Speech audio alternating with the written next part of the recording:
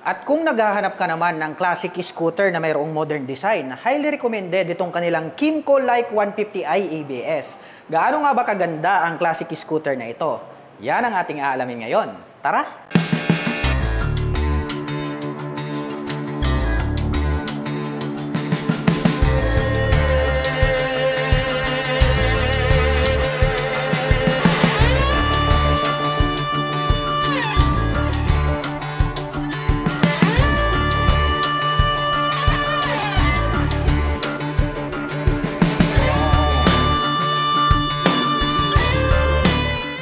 Napaka-cute pala ng dating nitong kanilang Kymco Like 150i ABS. Dito sa gitna, mayroon tayo agad nakita ritong Kymco logo na bilog in white background. At ang kagandahan niyan, chrome yung color. Nandirito mismo siya sa middle. At dito po sa bandang kaliwa, may nakalagay naman po rito na model name na Like. So chrome color 3D emblem yan. So napakaganda rin ng kanyang dating. At napakalapad din po itong kanyang cover dito sa harapan. And din yung color, very attractive kasi para po siyang metallic white. At dito sa bandang ibaba, nagkaroon siya rito ng parang nose. And then nagkaroon po siya ng dalawang butas rito na windlet na kung saan ay pwedeng maglaro yung hangin. Well, chrome color naman po yung kanyang kulay. Kaya talagang napakaganda. No? Dito naman po sa kabila, nandirito naman po yung positioning nitong kanyang turn signals. Well, makikita natin napakaraming mga LED lights dyan. No? So mayroong orange and then mayroong yellow. Yung design niya, no, parang palikpik ng isda. Very attractive din po siya. At ang kagandahan niyan, very visible dahil nga po kitang-kita, nandyan po siya sa gitna. Well, mapunta naman po tayo rito sa kanyang headlight. Ang ganda rin, no? Ang advantage nito, mga ka-LM, since nandirito na po siya sa kanyang handlebar cover, no, kapag ikaw po ay liliko sa kanan or kaliwa, well, susunod po yung kanyang ilaw. Kaya very visible talaga yung daan. Silipin naman natin itong kanyang headlight. Nagkaroon po siya ng dalawang butas rito, deep holes. And then chrome color, no? Napakaganda. Nakalagay naman po rito is Kymco. Nagkaroon ng partition sa gitna, chrome color pa rin. And then ang kagandahan niyan, yung kanya pong ilaw is projector lamp na po siya. So high beam and low beam, naka-projector lamp. So ang advantage naman yan, talagang napakaliwanag ng buga ng kanyang ilaw. Well, dumako naman po tayo rito sa kanyang front fender. You know, napaka-cute, no? Napakalapad, no? Ang ganda talaga ng classic na classic yung kanyang design. Well, natutuwa talaga ako, mga ka-LM.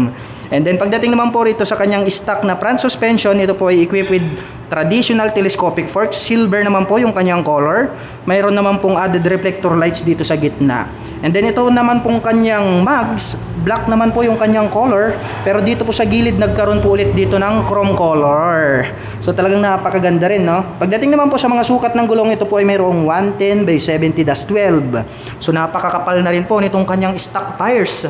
Mapunta naman tayo rito sa kanyang front braking system. So ito po ay equipped with single rotor disc brake na bilog, along with 2-pot caliper na Kymco brand. So matte black naman po yung color. Well, ang kagandahan po nito, pagdating sa kanyang front braking system, equipped na po pala ito ng dual channel ABS. So meaning to say, hanggang rito sa harap hanggang sa likod. So mayroon na po siyang anti-lock braking system. Well, ang advantage naman po nun kapag ating pinihit ito pong kanyang brake, no, hindi po maglalak itong kanyang preno. So ang kagandahan nun, pagdating sa mga sudden stop, hindi po magi-skid itong ating gulong. At hindi rin po magwo-wobble itong ating manobela. So mapre-prevent po natin na madisgrasya dulot po ng mga biglaang preno. Dahil nga po yung anti-lock braking system ay nakakapagbigay po siya ng smooth na braking power. So yun ang kagandahan sa kanya, very advanced yung kanyang braking system. Kahit sabihin natin na ito ay isang classic scooter. Well, mapunta naman po tayo rito sa kanyang digital meter panel. Well, combination pala ito ng digital and then analog. So naka-semi digital meter panel po siya. And then nagkaroon naman po siya rito ng mode selector and then yung kanyang adjuster. At dito naman po sa kanyang button, nandirito naman po itong kanyang high beam and low beam. May passing light na rin po siya, oh. So pwede na po natin yung gamitin kapag tayo po ay mag-o-overtake. Ang kanyang turn signal selector at ang kanyang horn. Nandirito naman po itong kanyang rear brake. At dito naman po sa kabila, nadirito naman itong kanyang electric starter at ang kanyang front brake.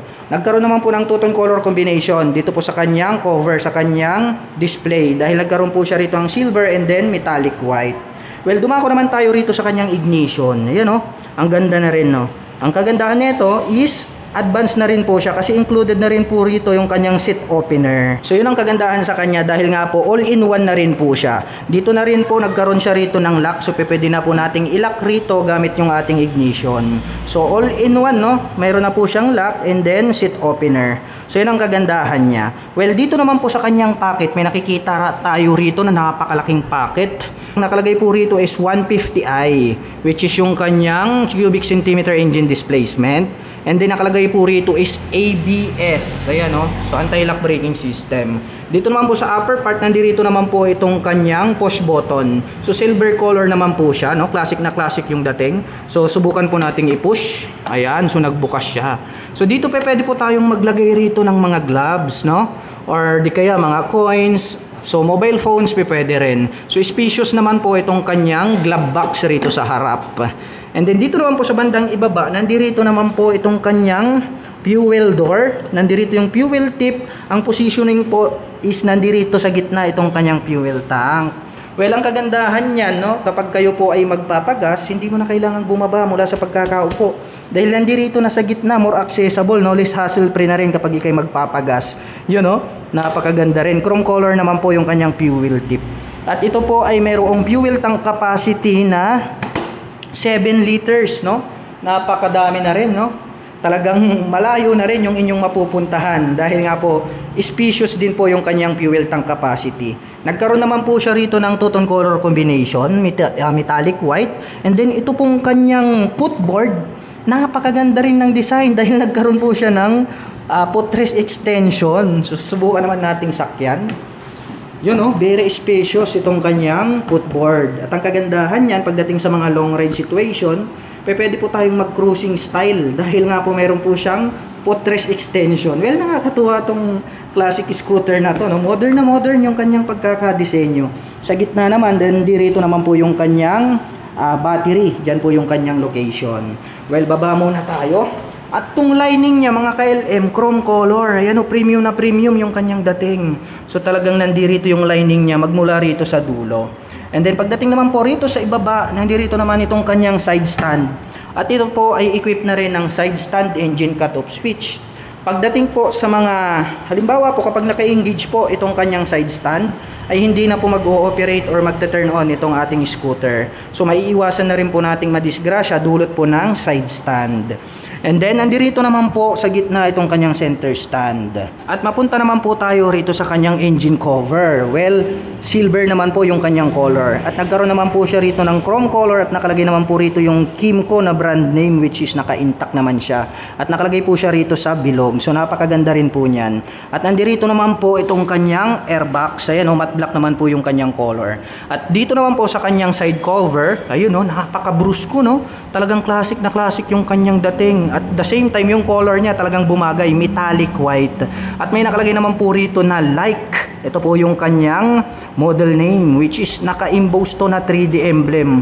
So yung kanyang color is chrome, kaya talagang very attractive. Nagkaroon naman po siya ng butas rito. At nandito naman po sa bandang ibaba itong kanyang pillion step. Ayan, oh, kiniklik lang po natin para naman po sa ating back rider. Pag ating ibabalik, yun, oh, napakasimple lang naman, oh. Nagkaroon siya ng slot rito, kaya talagang naka-hide po siya, no? Hindi natin siya makikita kapag hindi natin ginagamit. Well, mapunta naman po tayo rito sa kanyang rear suspension. Ang kagandahan niyan, equip ito ng dual shock absorber, no? Talagang very reliable pagdating sa mga bouncing performance. Maaasahan natin yan in any road condition. Dahil balance po yung kaya niyang ibigay. At ang kulay naman po na ginamit nila sa kanyang coil spring, chrome pa rin, no? Talagang nananatili yung kanyang pagka-chrome color. Kaya talagang masasabi kong premium na premium yung kanyang dating. Nagkaroon po siya rito ng tire hugger. Ayan, no? Para ma-prevent po natin na tumalsik yung mga dumi rito po sa other body parts na ang ating scooter. Well, dumako naman po tayo rito sa bandang itaas. Ganito naman po yung pagkaka-design nitong kanyang grab bar. No, classic na classic yung dating. Chrome color pa rin siya. At ang kagandahan niyan, ito pong kanyang tail light, ayan, very attractive talaga ng pagkaka-design, no? Nakakamangha. So, ito mga ka-LM, classic scooter yan, pero modern na modern yung kanyang design, kaya talagang ma-amaze ka. Dito sa bandang itaas, nandirito po yung kanyang turn signal. Sa yun, kitang-kita natin na LED na rin po yung kanyang ginamit. So, wala tayong nakitang bulb type rito. Nagkaroon ba ng daytime running light? Oh, di ba? Yan na talaga, modern na modern, classic pero modern yung kanyang design.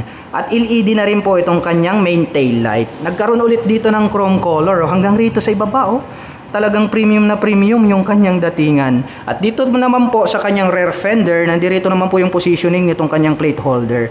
Nagkaroon na din pa pala dito ng mayroon na rin po pala siyang plate light.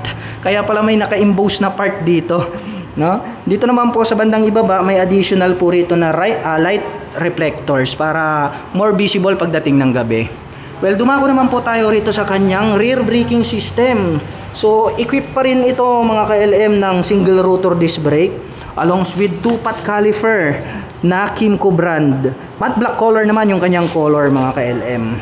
So, ang kagandahan yan, hindi siya katulad ng mga ibang scooter na naka-drum brake dito sa kanyang likuran.